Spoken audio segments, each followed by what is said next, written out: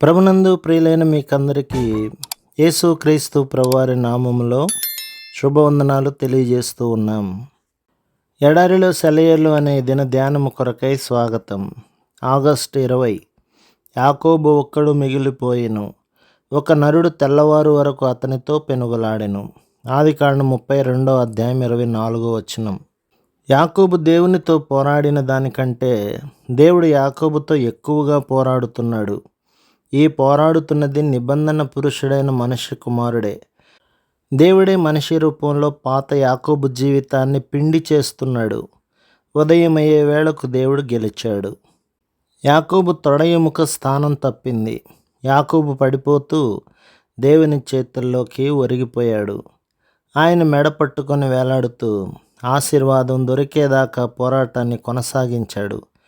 క్రొత్త జీవితంలో ప్రవేశించాడు.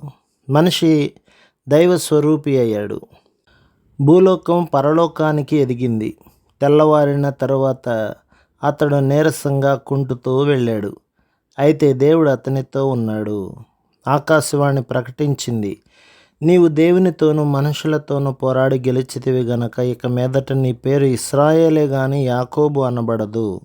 మారిన ప్రతి జీవితంలోనూ ఇది ఒక ప్రామాణిక దృశ్యం కావాలి.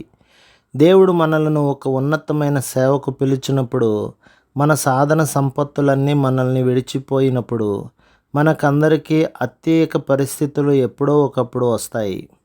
మనం చేయగలమనుకున్న దానికంటే ఉత్కృష్టమైన బాధ్యత ఎదురైనప్పుడు దేవుని సహాయాన్ని పొందాలంటే ఏదో ఒక దాన్ని పరిత్యజించాలి, లోబడాలి.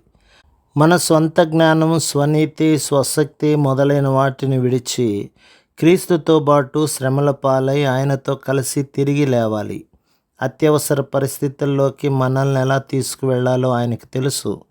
బయటికి ఎలా తీసుకురావాలో కూడా తెలుసు. ఆయన నన్ను ఇలా నడిపిస్తున్నాడా? ప్రస్తుతం నీకున్న శ్రమలు, కష్టాలు, అసాధ్యమైన విపత్కర పరిస్థితులు, వీటన్నిటి అర్థం ఇదేనేమో. ఆయన తోడు లేకుండా సాగలేని పరిస్థితి నీకు ఏర్పడినది ఇందుకేనేమో. మరి ఇప్పుడు కూడా నీ విజయ సాధనకు సరిపోయినంతగా ఆయన శక్తిని నీలో నింపుకోవెందుకు? యాకోబు దేవుని వైపుకు తిరుగు. నిస్సహాయంగా ఆయన పాదాల మీద వాలిపో. నీ స్వశక్తిని, నీ జ్ఞానాన్ని త్రోసిపుచ్చి ఆయన ప్రేమగల హస్తాల్లో కుప్పకూలిపోయి యాకోబులాగా ఆయన శక్తితో తిరిగి నిలబడు. ఉన్నతమైన క్రొత్త అనుభవాలను పొంది దేవుని స్థాయికి పెరగడం ద్వారానే నీకు విడుదల కలిగేది. నీ పాదాలే శరణు, నా సర్వస్వం నీదే. జీవించినా మరణించినా, బాధలు గెలిచినా చావు గెలిచినా ప్రభు కోసమే. ప్రభు మిమ్మును, మీ కుటుంబమును, మీ సంఘమును దీవించి ఆశీర్వదించునుగాక. ఆమెన్.